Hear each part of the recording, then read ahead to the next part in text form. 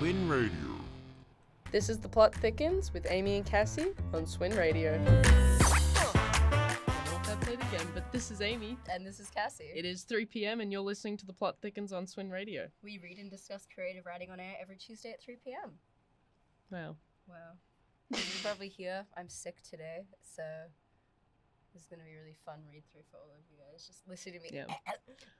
Well, luckily I'm the one that's reading most of it, but Cassie will be doing all the voices. Yeah, so. we're going to have a really diverse range of characters today that all sound miserable. Awesome, good start. Good start. Also, we're back. We took a week off last time. We did take a week off. That was my bad. Well, it was also the Canvas shut down bad. Oh, yeah. Well, blame Canvas, not me. Yeah, no. I was ready. It wasn't Cassie's I was fault at at all. the door banging, let me in. Yeah. And Canvas said, go away. Exactly. And, I missed it while it wasn't here, and now I'm sad it's back. It's like a toxic, relationship. Uni or this radio show? Both. What the hell? I put my blood, sweat, and tears into this, and that's how you repay me? Is that a BTS song? It's a bunch. Wrong person to ask. Smooth like butter. Like a criminal undercover. I know that one. I hope everyone, because I'm sure the people that listen to this are a bunch of nerds. I hope everyone enjoyed the Ren Fair on the weekend. Yeah, we definitely did. We went on the Sunday. Amy doesn't like the rain. I don't. love the rain. I I'm had- built for the rain. I had the perfect hair on the day, and then the rain absolutely destroyed it. So You should have frolicked in the rain like I did. I did. I sat in the rain for That's not frolicking. No, I sat on a hay bale, and I was drinking my drink in the rain, and it was terrible. Yeah, that's why. I had a cute little parasol and my wet boots, and I was Elizabeth Bennet jumping around, having a great time. Wow. And my yes, my dress got ruined, and that's part of it. Yeah, and my $10 Kmart boots also got ruined. My $400 boots got ruined. No, well, And I just cleaned them. yeah, that's what I Anyway. need to do as well. Anyways, How do we start on this? probably. Today we have Parties, Periods, and Paracetamol by Lucy Straker. And quick trigger warning, we've remembered to do a trigger warning this time instead of time. in the middle of the story. Depictions of blood. Is that what it was? Menstrual blood. Yes. And alcohol consumption. Yeah. So I will be reading today. So this is Parties, Periods, and Paracetamol by Lucy Straker. Oh my god, this is so me-coded right now. What? Oh. Parties, period, paracetamol. Right, yeah. I feel like this story hits very close to home for the both of us. It's like, who's the target audience? Us. Us. So I will be having some notes that I will be mentioning later. But yes, this is Parties, Periods, and Paracetamol by Lucy Straker. Claire wakes up feeling horrible, her mouth sandpaper dry. Her whole body is somehow knotted and twisted into the bed sheets of the double bed, and her head is pounding. Sadly, Claire is not waking up from a big night out or a one-night stand. It is day 4 of a February heatwave, and Claire is not coping well. This could be attributed to the heat, and potentially also the fact she's been living off sliced cucumbers and hummus for days. She kicks off her slightly sweat-covered sheets and sighs, thrashing against them, their creeping tendrils holding her close. She stands up to make the bed, finding a small circle of semi-dried blood on her bed sheets. As if the heat is not enough to quash her happiness, she now has her period. She sneaks downstairs to the bathroom, putting her sheets in the wash and herself in the shower, the warm water feeling like a caress on her skin. Opening the bathroom cupboard, she searches through 1, 2, 3 empty packets of ibuprofen, paracetamol, naproxen, before she finds a packet with several pills in the blister sheet. Claire has endometriosis, and there's not that much that can be done about it. The root of the problem is the tissue that grows outside her uterus when it shouldn't. It can be surgically removed, but it will just grow back again. So for now, Claire exists on a diet of painkillers and heat packs once a month, while feeling like her pelvis is being ripped out by a fishhook. In an attempt to get diagnosed, Claire went to 3 different general practitioners before being referred to a women's health specialist. Then came the ultrasounds, and the doctors gave Claire a working diagnosis. To give her a definitive diagnosis, she would have to have a laparoscopy that she currently does not have the time or money for, being a university student and all. On her way to the kitchen, Claire hears movement from Sophia's room down the hall and feels her heart speed up when she hears the door open and the footsteps move towards the kitchen. Good morning, says Sophia, smiling like the sun itself, with her hair askew and pajamas rumpled. Good morning, Claire responds with a smile. Have you got uni today? Nah, luckily I get Fridays off. Same, thank goodness. Sophia lets out a chuckle and gestures to her rumpled clothes. Big night? Claire smiles and catches eyes with Sophia, heart taking off again. Yeah, quite a night. Plus Tiffany was there, so how could I say no? Sophia's eyes sparkle and Claire's heart slows down and cries a little on the inside. She knows all about Tiffany, Sophia's angel, her muse, her everything. Speaking of which, Sophia continues. Tom's hosting a massive party tonight, and you should so come. Claire laughs. Thanks, but I'm okay. No, you have to. Claire smiles, saying she will definitely keep it in mind before Sophia slinks away to use the shower. She makes a cup of ginger tea and stares at the small cracks in the walls of the kitchen. This house has probably seen a lot of people in its time. A lot of women just like her, washing their blood-covered laundry and having a crisis over being potentially in love with their housemates. It makes her feel like her problems are manageable and that she shouldn't worry so much about how much she hates Tiffany or how much she loves Sophia. Claire didn't even know she liked girls until she met Sophia. She had gone through her life thinking some boys were gorgeous and she would love to be their girlfriend. She had admired some girls in the way they seemed to glow, lighting up a whole room. She was shy around them, but thought it was her admiration, not anything romantic. Then Sophia, her pounding heart when they talked, the dreams she had of them kissing, more, waking up dazed. The sun streams in the windows, making patterns on the linoleum floor. Claire feels the pain in her lower back, faint but telltale, along with a deep, overwhelming, sad feeling. She feels like this quite often, a sadness at nothing, but today she attributes it to her feelings about Sophia as well as her dreaded period. She hears the washing machine beep and drags herself to the bathroom, pulling her sheets out of the machine and into the laundry basket. She really cannot be bothered to hang them outside, and after a minute, she puts her sheets in the dryer and feels as if climate change is happening because of her. She changes her pad and wishes she could donate her uterus to someone in need of one. Claire decides that despite the thrumming energy of the day, she has to go back to bed. She climbs up the stairs and nestles herself in her uncovered mattress and duvet. She puts 2 towels under her so that she doesn't bleed on anything. She wakes up to the sound of happy voices. Claire feels much better, but she takes 2 more painkillers anyways. She gets up to make her way downstairs, checking herself in the mirror to make sure she doesn't look like the undead. Claire! Yells Sophia from out in the back garden. The garden that is made up of square bricks and some herbs in pots. Claire! Repeats Jamie, their other housemate. Come out here. Claire smiles and obeys, trotting outside to join them all. Tiffany smiles in a very warm and welcoming way and greets Claire, who returns the greeting with a hopefully equally warm air. Sophia asks what she has been up to, and Claire tells her she's been sleeping away her period. You poor thing. Says Jamie with sympathy. She then smiles and holds out a mug. Have a drink, babe. It'll help you with the pain, you know. Plus, you need to be somewhat pissed before we go to Tom's party. Claire had totally forgotten about the party, but takes the drink anyway. She's feeling so much better now, and the sun is shining down on the 4 girls in the garden. The summer feeling is so strong and beautiful as she sips her drink. It is a disgusting ratio of vodka to lemonade, but she doesn't mind. About 40 minutes later, they are all tipsy, and Claire can't stop thinking about how beautiful Sophia is.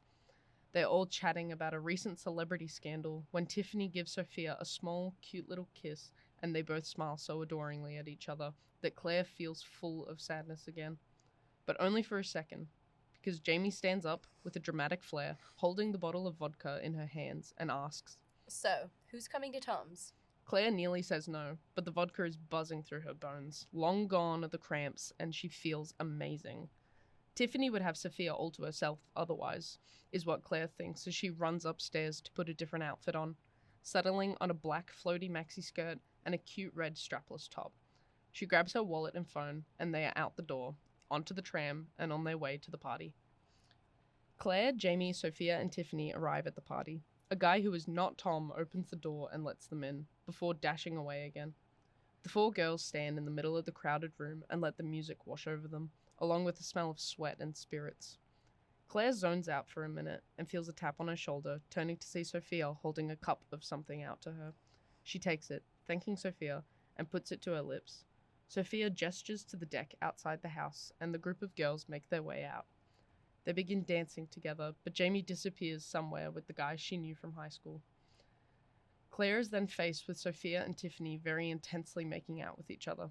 She feels such a rush of anger and disappointment, but also duty as a friend to leave them alone. Then, she feels a cramp. Claire knows, despite her semi-drunken haze, that it is time for her to leave. She has a brief window of time to get herself out of here and back home, before she loses the ability to walk without throwing up. Picking up her phone, she texts Jamie and Sophia that she is going home and calls an Uber. It is half an hour away. Such is the joy of a Friday night. Standing in the middle of the crowded dance floor, Claire feels herself sadden once again. Why does this happen? Why can't she be the one kissing Sophia, or the one dancing in pure ecstasy? She is sick to death of having to carry her pain around and let it ruin otherwise enjoyable nights. She has lived in her body her whole life, and yet most of the time she feels like a stranger to it. Claire walks out the front door and decides to sit on the porch until her ride arrives. She does not see him sitting at the far end of the porch. Hey. Sorry? That was genuinely my illness. Professional. Hey. She turns around and sees a guy about her age, blonde curly hair and a nice smile, sitting on the bench of the porch. Hey, she says. You obviously hate parties as much as me, leaving at 10. It's not the worst I've been to, she says, as a cramp zaps her like a lightning strike, and she hunches over a little. Oh, are you alright? He stutters a little and comes over closer. The cramp subsides. Yeah, it's just my period being a bitch. Claire normally would not say this to a stranger, but what has she really got to lose? She doesn't know him and likely will never see him again, so she can say whatever the hell she wants. Oh, that sucks. Do you usually get cramps pretty bad? Not an ounce of disgust on his face, like he talks about periods every day. Yeah, every month like clockwork. Claire rolls her eyes. Here, come sit. He gestures to the bench and Claire walks over and sits down, her legs aching. I'm Henry, by the way. Claire. Do you want me to keep you company while you wait for your ride? That would be nice, Claire responds with a smile. Thank you. Claire and Henry sit and they talk for the next half an hour. They talk about periods, they talk about shit parties. Claire is surprised at how comfortable she feels here with this random stranger on another random stranger's front porch. Summer is in the air and she can smell it on the wind. Her ride arrives and Henry walks her to the car, which she is very thankful for. Halfway to the car, he stops and asks for a number. She gives it to him and smiles. On the short drive home, Claire holds herself together. She feels nauseous and in a lot of pain, but she is quite happy that she went to the party, and she is happy that there are people in the world like Henry. And that was Parties, Periods, and Paracetamol by Lucy Straker. Yay!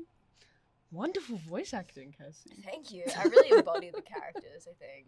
You know, especially today. waking up, sandpaper dry throat. Yeah. You know, I did that specifically because I knew we were reading the story.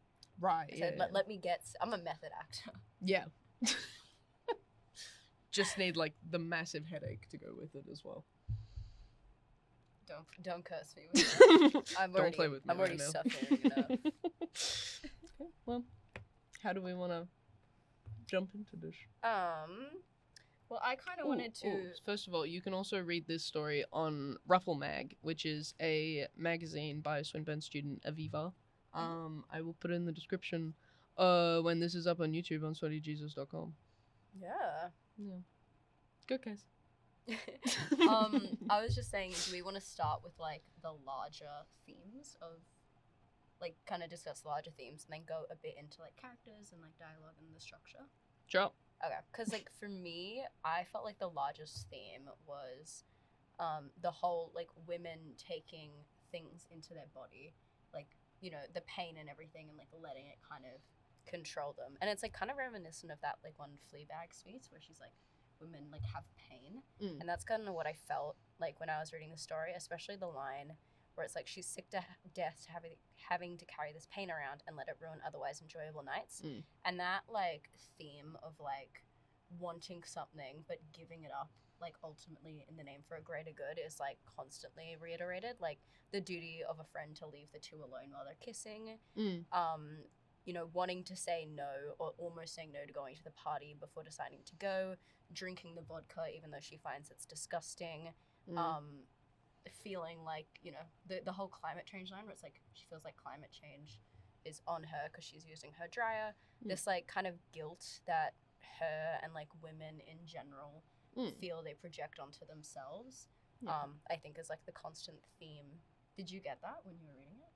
Yeah, I mean, you picked out a lot more that I didn't actually notice. And obviously, you know, a big theme of this is, and we touched on this the last episode as well, women's health is incredibly under-researched. Yes. To the point where the only cure for endometriosis is a freaking laparoscopy. And let me tell you, I've had a laparoscopy. And I don't even know how much it did, because I still feel the effects of endometriosis, like, all the time. Especially when she was going into, like how it was just, like, a working diagnosis for a really long time. It wasn't even, like, an official diagnosis. Yeah, which is crazy. Yeah. Like, and this is something that a lot of, you know, assigned female birth people can relate to, because endometriosis affects, what, 1 in 5? Yeah, it's very common. Like, and it's insane, and it's so it's not talked about either. I want to say, and this is a note that I had for later, but it is actually, as someone who does have endometriosis, once you start talking about it to other, you know, women, people that are born with uteruses. Once you start talking about it, you realize, oh my god, so many people also have this. And no one talks about it, even though it affects you, not even just on your period, like every day. Constantly. Like, it's actually, like, insane. So this piece really hit home. Yeah, I feel like that's portrayed a lot as well, because there's a lot of times where she's like, oh, I feel like I'm the only one that's, like, missing out as well. Yeah. So that level of, like, women's health isn't discussed, and endometriosis is so, like, under-discussed that these, even though it's so common, these women feel, like, alone in their they feel like they can't talk about it. Which is why I also love the ending, where it's, like, even talking to a man, where he was so open to talk about it.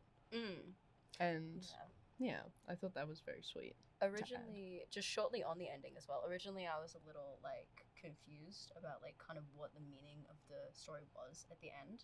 I was like, this feels like it kind of ended kind of abruptly, we didn't really get any closure.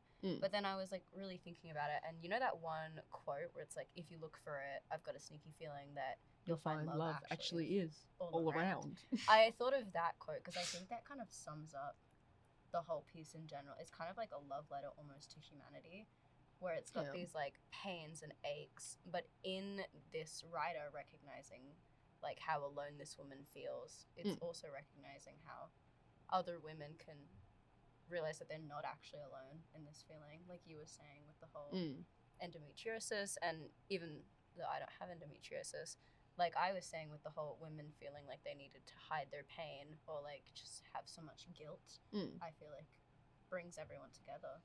Yeah. Community. That's beautiful. But yeah, so I think, love that it is about endometriosis. Did you feel like it was portrayed well? Yeah, I mean, obviously everyone's experience of it is different. Like, I had a few notes about, it would have been very interesting, because I'm trying to get my thoughts together, because they all lead into, like, different other notes that I had.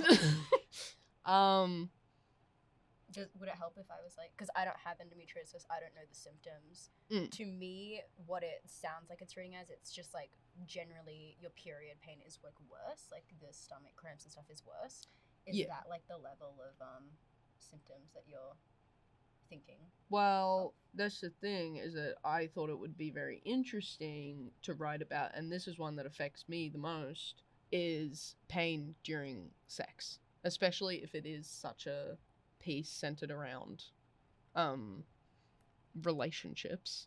It would have been interesting to touch on if Claire had a previous relationship where, you know, she did feel pain during sex.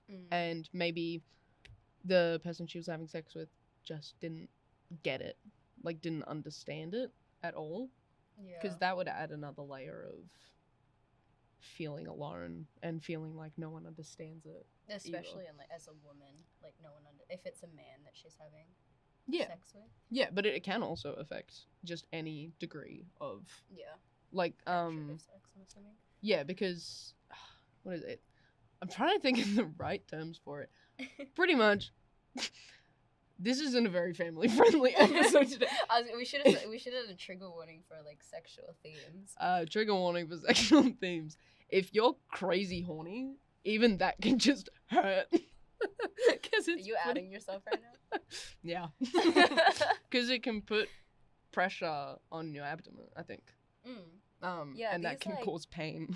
Yeah, these, like, more in-depth, like, symptoms and feelings of endometriosis, I feel like could be interesting to touch on. Especially for me, I had no clue that was a thing. Yeah. And especially in a piece where women's, like, sexual health is viewed, like, talking about it and discussing it is viewed as something suggestive or something, like, pervasive. Yeah. Because it's viewed, you know, we're not allowed to talk about it. So I like that this piece opens up. Yeah, it opens up, like, this opportunity to talk about it very freely, and, like, endometriosis and, like, the actual symptoms of that when it comes to, you know, sex and horniness and relationships. Yeah. It does take a huge strike on them, so. Especially since endometriosis affects 1 in 5 people with uteruses.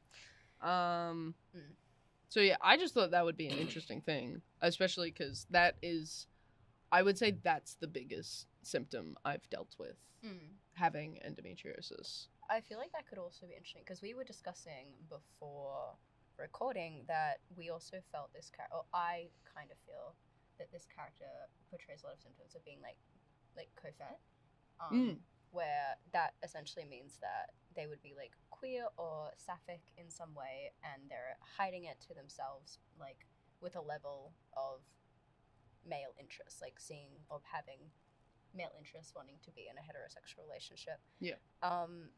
So I feel like that could be interesting to touch on too with this whole endometriosis thing. Yeah. I think so. Yeah. This level of, like, trying to hide something and conform in a way, but it's just not helping, it's hurting. Wow. Could be kind of interesting. Beautifully said. Well, I guess we should discuss where we were getting the whole covert, like, thing from as well, because it's not, like, actually confirmed in the piece, and I don't know if it was the intention of the author, but from this piece I do feel like this is a girl who doesn't really understand her sexuality or herself, and in a lot of ways feels a lot of guilt for being the person that she is. I think it could have been really interesting to go into prior relationships, like you said, especially with the line that she's not even waking up from, like, a one-night stand, so this girl isn't, you know, failing to find a word for it. She's, like, not against, you know, sexual relationships and intimate relationships. Yeah, she doesn't view it as something, like, bad. But she's also kind of implies that she's never actually been someone's girlfriend or been in a relationship. When she's talking about she's seen men that she's been interested in maybe being a girlfriend of, but she doesn't actually mention that. So I think that could be interesting to go into a little bit as well, to kind of explore the depth of the character. Because, let's start the conversation, that I feel like Claire wasn't that developed as a character. She's not super fleshed out. I feel like also a part of that is, I feel like this piece would benefit so much from a first-person perspective rather than a third-person perspective, with where it sort of feels like it's being obviously narrated. Yeah. Like, for a character like Claire, who does appear so closed off because of her own, you know, internal war that's going on inside her head, I feel like it would have been beneficial to have it from a first-person perspective. But or what do you even think? just, like, centering more of her because you can write like first person narratives in like a third person way, which is what I do usually.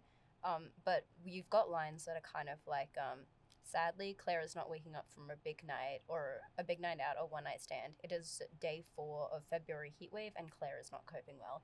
That line in the actual structure of the sentence implies this is someone looking in on Claire's life, like a narrator giving it to an audience, rather than within Claire's own head and her own perception of what she's experiencing. So if Claire has more like autonomy in the narration and in the actual like sentences and how the piece is written, I feel like you can get more actually in depth, which like leads into the whole like her experiencing the endometriosis, her experiencing like her pain, her menstrual cycle, her guilt, everything. Yeah, well then maybe even having a third person perspective will also like add to the story, because even though this is a story centered around Claire, she's not even the one telling it. Like someone else is still telling it. And that could be like another direction to go for as well, to like show that isolation. But if you did want to like really focus in on this being Claire's point of view, there's a few points where you can kind of shift it a little bit to keep that narrative. And that's just with adding internal dialogue, but the internal dialogue doesn't need to have I if you don't want it to be first perspective. It can just be like, she shuddered, she didn't like the sound of that. Like you were getting there with the whole she almost said no, but the vodka's buzzing through her bones, because that's an internal recognition of how she's perceiving her own body.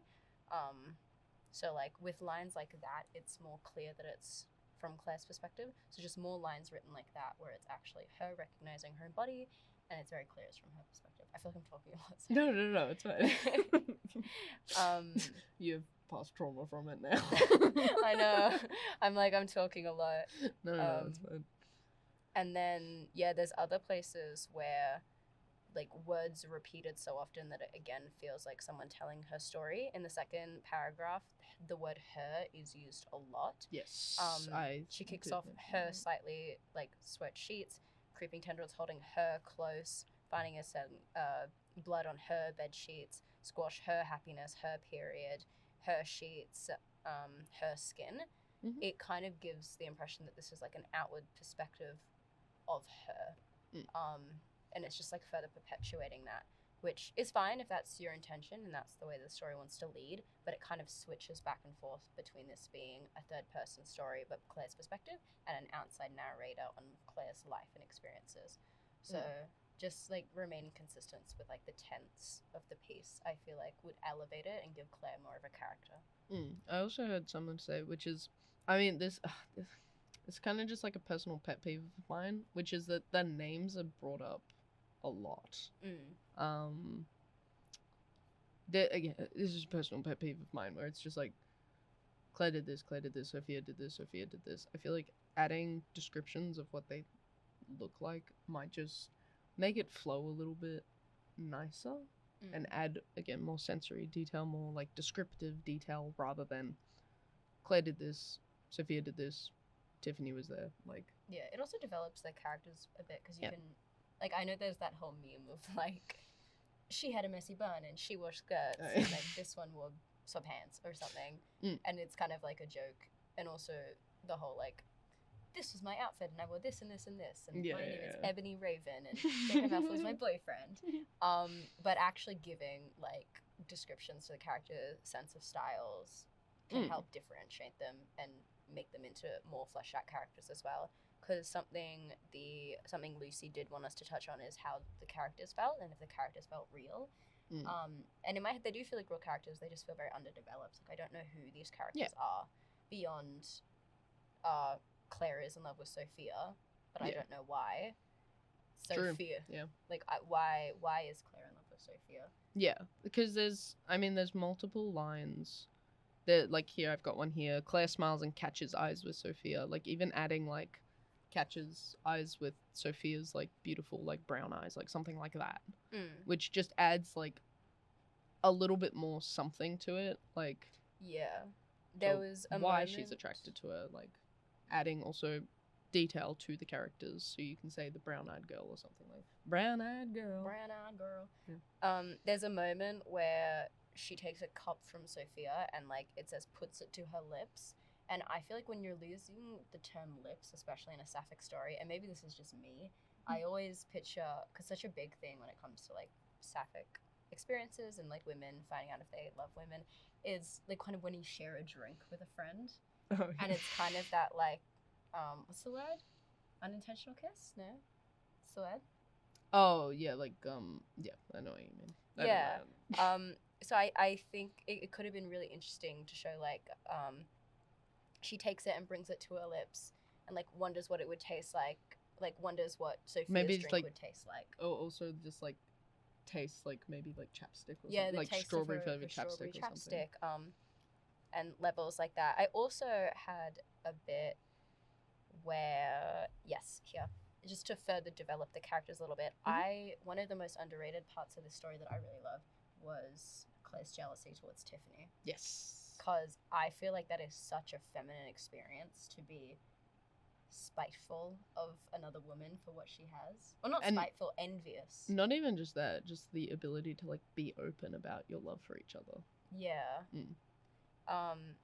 So I would have really loved if there was more of that jealousy and kind of possessiveness that Claire has, especially since Claire is Sophia's roommate. So I feel like there's a level of like intimacy between the two of them. Yeah, already. where Claire, there's a line that I really liked where it's Tiffany would have Sophia all to herself otherwise. Ah, I have a note about that one. Yeah. At the party, because that line is when they're all having prees at the house. Yeah. I feel like something about that line would be really beneficial to bring up again at the party. Like, yeah. And now Tiffany has Sophia all to herself. Yeah, when she has to leave. Yeah. And when they're making out, like, on the dance floor and stuff. It could be interesting if Claire almost, like, villainized Tiffany, in a way. Being like, now she's getting exactly what she wanted. Unreliable narrator. Yeah, because then it makes Tiffany seem like the bad guy, even though Tiffany just wants to make out with a girlfriend. Yeah. Which is fine. Where I was going originally with the line, though, of the possessiveness and envy of Tiffany and Sophia is if Claire almost felt like she saw this side of Sophia from being her roommate that Tiffany didn't get to see.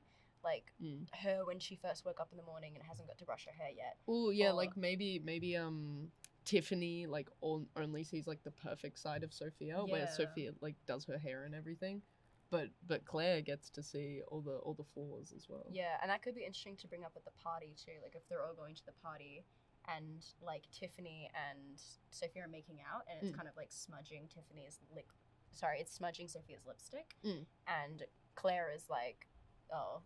You know, Sophia always wears lipstick when she hangs out with Tiffany, and like now she's kissing it off, but I don't want Tiffany to see her without makeup because that's something that's like purely just like something I've seen.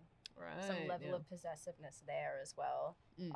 Because then that adds more of like Claire likes who Sophia is beneath like her makeup and everything, which I know is also a cliche. Like, take your makeup off, let me see the real you. You look beautiful without all that makeup. Take your glasses off. Let me see the real you. Okay, that's awesome. I can't see now. I'm blind. But yeah, that like possessiveness and like envy for Tiffany, I really enjoyed as well because I feel like that's a very real emotion that people kind of are scared to write.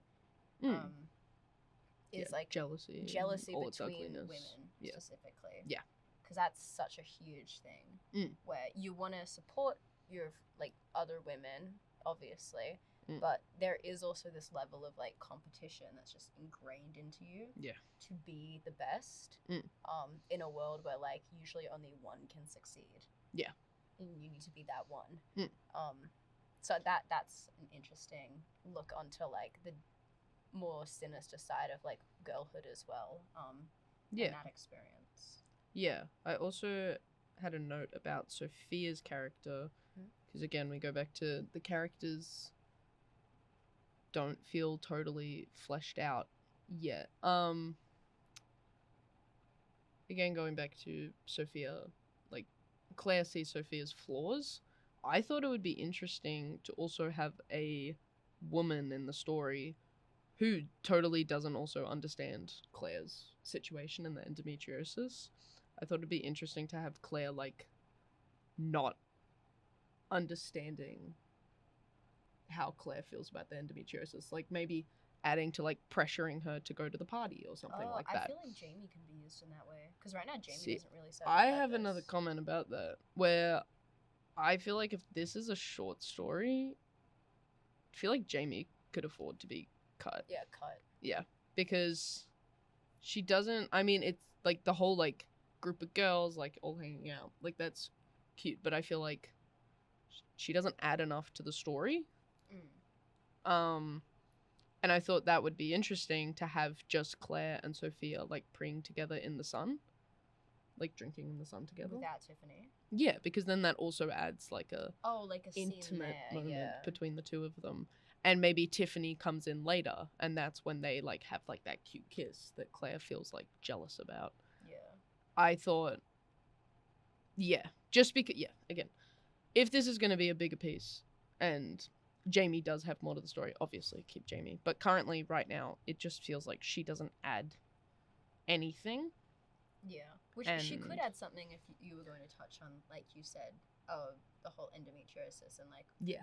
It's like, is it really that bad? Like, can't you just take pain meds? You're being a bummer. Yeah.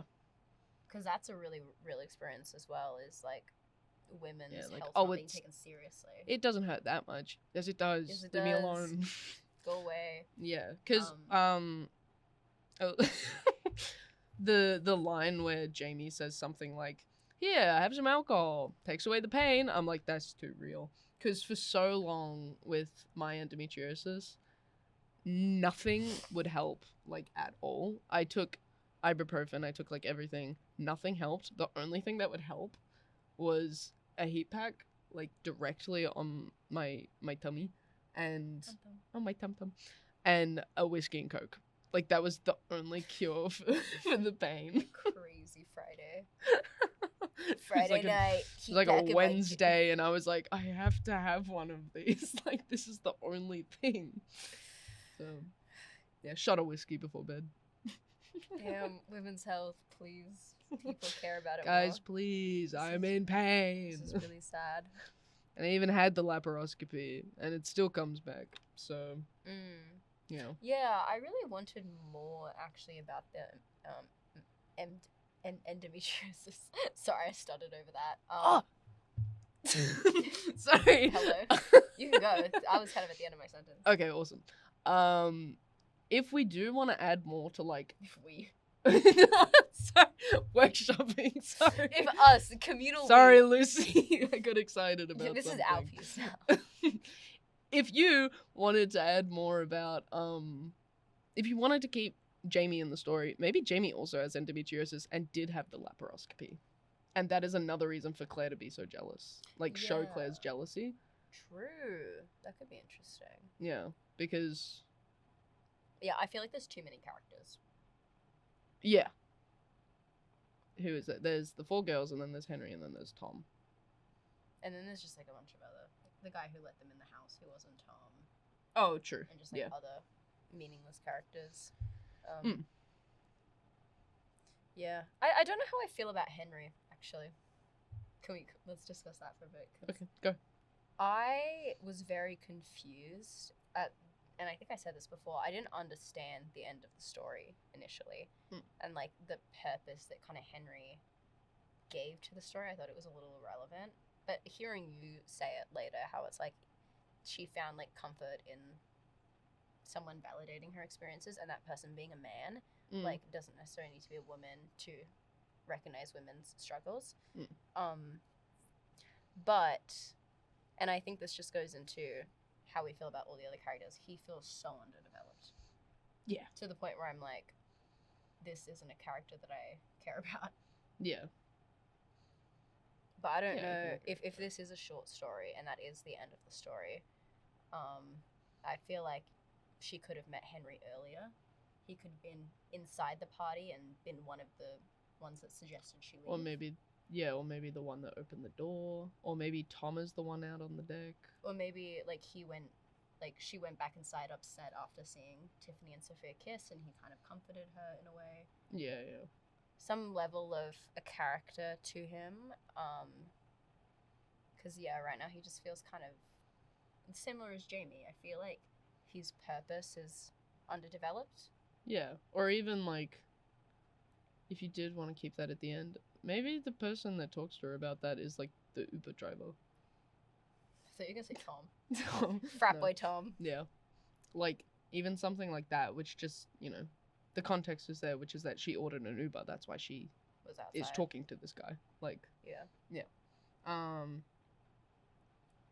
Yeah, there is definitely, because I don't actually know how many words this is. Can you check on your thing quickly?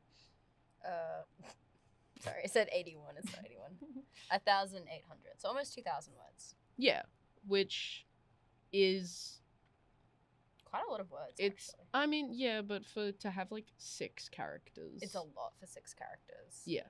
To like be able to fully flesh them out, especially considering Claire herself isn't fully fleshed out at this point. Because it could be a theme if this is Claire's perspective that the other characters aren't fleshed out because Claire herself doesn't see them as like fully developed people.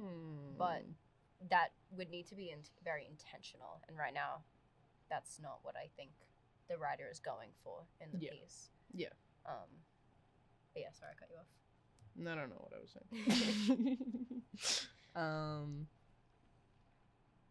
Yeah. Do you have anything to say just while I read over this? Yeah, I can get some nitpicky stuff out the way if you want to find the next big discussion.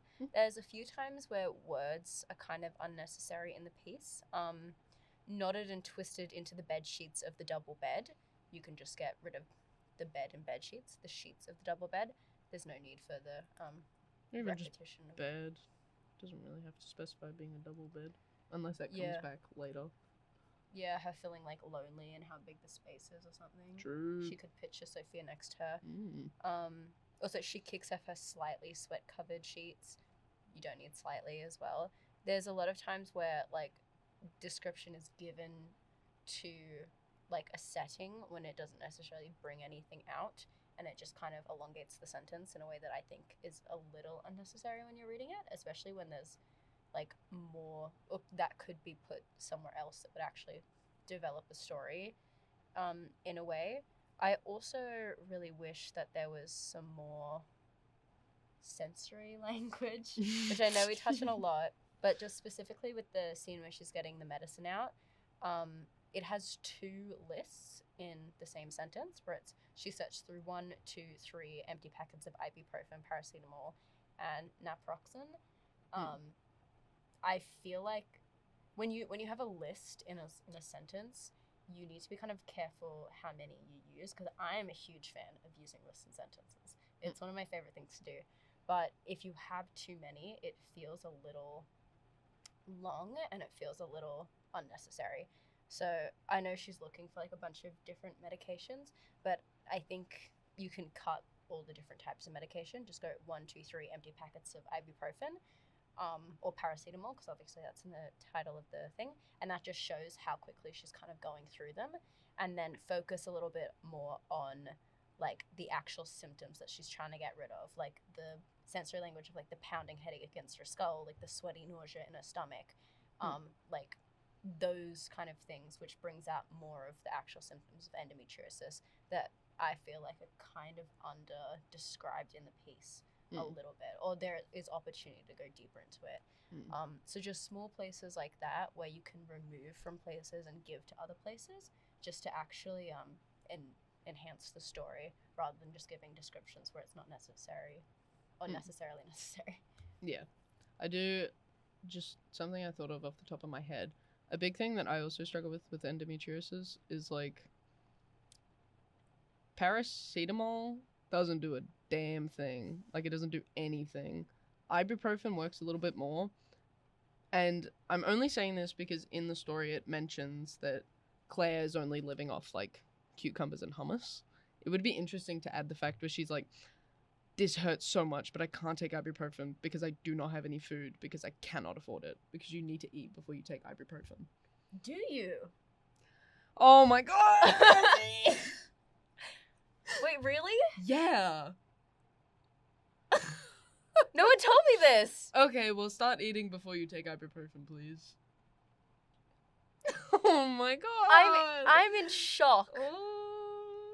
Yeah. Yeah. But it works. Okay, but it's not good for you. Ugh. Who cares? Mm, I'm yeah. dying young anyway. Who cares? Anyway, so if that's also news to you, that might be interesting to add to the story. I didn't realize that does it like destroy your gut? I don't know. My mommy told me not to I do think it. you're lying to So, me. You just want me to eat more. Yeah. Should you eat This is your before ploy. ibuprofen? Well, ibuprofen, it doesn't. Oh, what? You do not have to eat. My mother lied to me. Suck it. Ooh. There's definitely something that you I have was to like, eat I've before. never eaten before ibuprofen. You have a sensitive stomach? But ibuprofen obviously. If you take it regularly, you have to eat before you take it. Parties, periods, and ibuprofen. Yeah. The alliteration's kind of lost. I'm gonna continue taking ibuprofen on an empty stomach, but maybe don't follow my. Yeah, if you, I mean, Really? you seem to take it pretty regularly, so maybe start. Why would you say that to me? Okay. When I can't escape you. Yeah. We're tied together. If you want to see it on Yeah, on if you want Sweaty to, Jesus Sweaty YouTube Jesus on YouTube.com. We're li- tied together because we have matching scarves. channel. We do. Yeah. The bow kind of turned out a little bad, but it's fine. Yeah, I didn't even say that before. It was my job to do the bow, and I ran out of room and Yeah. time. I also have a note just about Claire's character again. She is incredibly ill prepared for someone whose periods come around like clockwork. Oh yeah. And I'm saying this as someone who's incredibly ill prepared all the time, but that's just me as a person.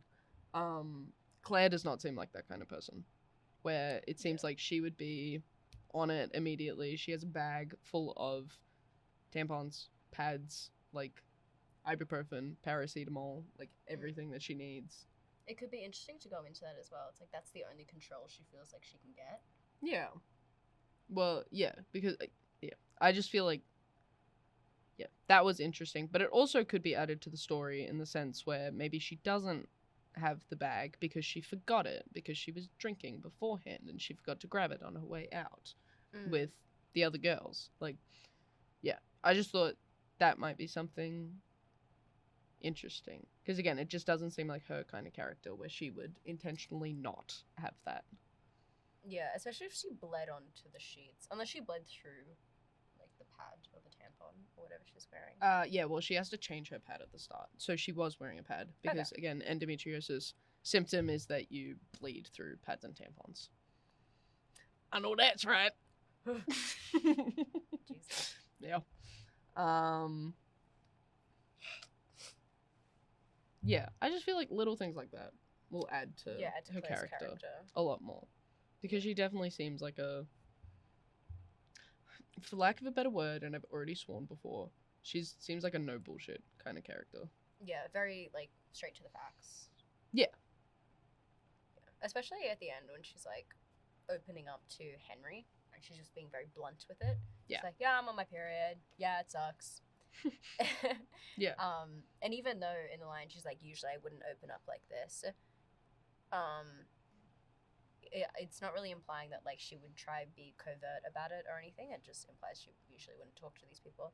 Yeah. So it's kind of like her inside thoughts coming out, being like, yeah, my period being a bitch. That's the line. I'm not swearing. I would never. I would. I also had another point, which is my favorite one to bring up every time. Show not tell. Show not tell. Yay! I'm gonna make a soundbite of me just saying show not tell, and it's gonna be like a remix. Because Show not to tell. Yeah, I'm gonna grab that and I'm gonna make that a soundbite. Just because it's something that I bring up a lot. Are there any specific moments that you feel could have benefited from it? Yes, which is the consistent mention of Claire's sadness. Specifically, it says, and Claire's sadness does this and this, which it just makes the story sound so blunt, where you've already got some language talking about her heart, like her heart, like bouncing when Sophia enters the room. You look so bored right now. Sorry. I'm so sorry. Oh my god. Sorry. My heart was beating. Amy got to speak for a second, and you've just completely zoned out. No, I What was the hell? listening. I was thinking of your use of the word bouncing. Why? I don't know. I was expecting you to say beating, so you said bouncing, and kind of threw me off. Oh, good. I am listening. Okay. I can repeat word for word what you said. You said, and Claire bouncing. Anyways, so there is already talks of the heart beating when Sophia enters the room, and I feel like that's something that you can come back to instead of Claire's sadness, which is that maybe Claire's heart drops into her stomach or something like that. Like, hone in on the heart language instead of, oh, Claire felt like her sadness, which is just like, and I think I say this a lot, trust your audience to read between the lines and understand how Claire is feeling in that moment rather than spelling it out for them, because yeah, your audience will be able to figure it out. So, yeah, especially when the line about sadness is when Sophia and Tiffany do the small kiss. To me, I feel like that's almost like a secondary emotion. Like, the sadness is, it can be covered by something like anger or jealousy or spite. Yeah. Like, all these things that kind of make up the flaws of Claire's character that she's like kind of shielding. So I feel like you can go into that like really, just rather than just going sadness. Yeah, because I just feel like it took me out of the piece when I was reading it for the first time. Especially when I know that really interesting descriptions can be given, like the pelvis is being ripped out by a fishhook line. I underline that because I love that line. It's such a good and like visceral description, especially for a very blunt character like Claire. Yeah, like I've got one here, like, summer is in the air and she can smell it on the wind. Yeah. Like, there's lines like that. Which are very beautiful. Yeah, and I just feel like... They're both very sensory lines, too. Yeah. We have our favorites, it's fine. But, yeah, a line like, she felt her sadness, what is it? Like, she felt full of sadness, is like... Yeah, it just feels like it doesn't have the same effect. Yeah, and if you want it to be a simple line as well, there's ways to do very simple, like, lines about sadness. Like, I don't know why it's coming to mind, but BoJack Horseman's, like it spills into you until it, like, fills you. Yeah, like, even I wrote, like, a thing where it just says, she felt her heart weep, or something like that. Yeah. Which is just straight to the point. You don't say it as... this is sadness. Like, people can just understand that. She was sadness. sad. Yes. She saw this, she was sad. Yeah. Which kind of leans into the whole, how we were feeling, like, it was very, Claire did this, Claire did that, Claire was sad, Claire saw this. Yeah. More of, like, description, show not tell. Yeah, which just adds to the atmosphere of the piece. And I think I also had a note about that, which is... yeah, there's a lot of... I feel bad honing in on this, but I just feel like if you work on this, the piece will just come together and flow a lot more smoothly, which focusing on atmosphere rather than they were in the crowded room, like, it's like anything else, like maybe like people are bumping into Claire while she's cramping or something like that. Like, I wrote something like, the lights flash as another burst of pain runs through Claire's body. Like, something like that just adds to the atmosphere a little bit more, rather than just, oh boy, it's a crowded room. Like, that sort of thing. Like, music and people fill every space of the room to show, like, it's loud and it's busy. And there's a lot of people there, and there's a lot going on, as well as Claire also having to deal with what is going on inside of her own body. Like, there can be some kind of metaphor used as well for how busy and insane it is in the outside of the room, and then how busy and insane it is inside her own body. Oh, I just like metaphors, though. I really like that kind of stuff. Yeah. And just, like, again, going back to the endometriosis, is that, like, I know every time I've felt, like, cramping in public, it's really embarrassing, because I've had to be working at times, and a customer will come up to me, and I just have to, like, stand there, try not to cry, and like, because it hurts. Like, it's like a literal stabbing feeling. So to go into detail about maybe the relief that she feels once she finally is, I flipped off the camera, my bad, when she is finally outside, like just that relief of just getting to be able to deal with it and not have to put on that front, I feel like would be beneficial to also talk about. So there can be the metaphor of when she's in the room and what's going on inside of her body, and then when she goes outside, like add on to that. Did any of that make any sense? All right, let's move on. I was really trying to follow you. Oh, God. So, were you saying, like, God damn it. like, use the room and the atmosphere as a metaphor for her, like, internal struggles? Yeah. Is that what you're... Okay. Yeah, and then once she's outside, also continue that metaphor once she feels, like, the relief, like, over her finally being able to deal with. Oh, to show her pain. Yeah. Oh, okay. So, like, the whole, like, having to cover it up at the party, and then the whole habit, like, the ability to show her true emotions when she's, like, not in the presence of other people. Yeah. Okay. This is what happens when I just have to come up with stuff on the spot, and I don't get a chance to actually write the note beforehand. Straight off the top of the dome, bro. It's never good. Smooth dome. It just unfortunately doesn't come out smoothly. But whatever. Did you have something you wanted to say? I'm really looking through my notes. There's a small other nitpicky stuff when we transition from the scene of leaving for the party and arriving at the party, where it's just like they make they leave the house, go to the tram, they're on their way to the party, and then Claire, Jamie, Sophia, Tiffany arrive at the party is the next line. Which would make sense if this is like the end and start of a chapter. But in the context of a short story and in the actual piece, it's not broken up by anything except for one extra line of space. So it feels a little unnecessary to just have them all listed because you would just assume. In the same way, the guy that's not Tom lets them in before dashing away. Those are two lines where it just feels like empty words a little bit, and it's not actually adding anything to the story, when it could instead be Claire watching the others very excitedly walk to the door and like let themselves in with this confidence that she doesn't have, or this confidence she wants to possess. Watching Sophia and Tiffany arrive together holding hands, the kind of jealousy of that. There's like other ways to transition the scene that don't feel like they all left and then they all arrived.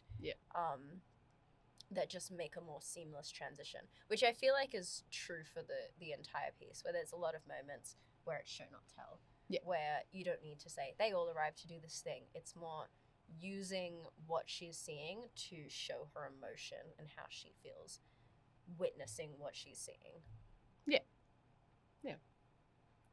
Wow.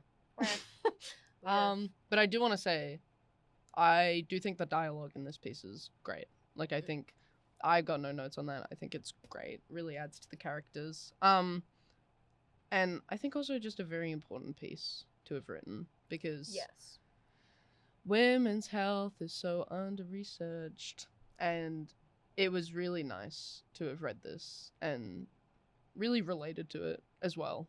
Yeah, it's nice to have a discussion about something that's so taboo. Yeah. And I just get to overshare, and I love oversharing, so this was a great episode for me. I also feel like when women talk also, about we have 1 minute. When women talk about their experiences as a woman, it's viewed as oversharing when it shouldn't be. Clocked me. Except when I talked about being very horny. We can forget you I feel like that might be oversharing.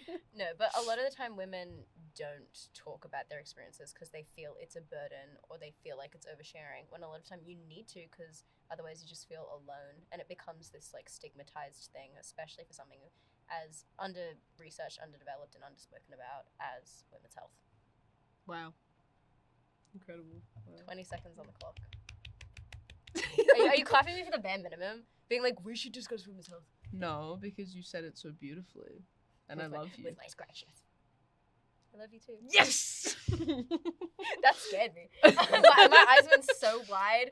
Anyways, 5 that seconds. was Parties, Periods, and Paracetamol by Lucy Straker. Outro! You're listening to SwinRadio.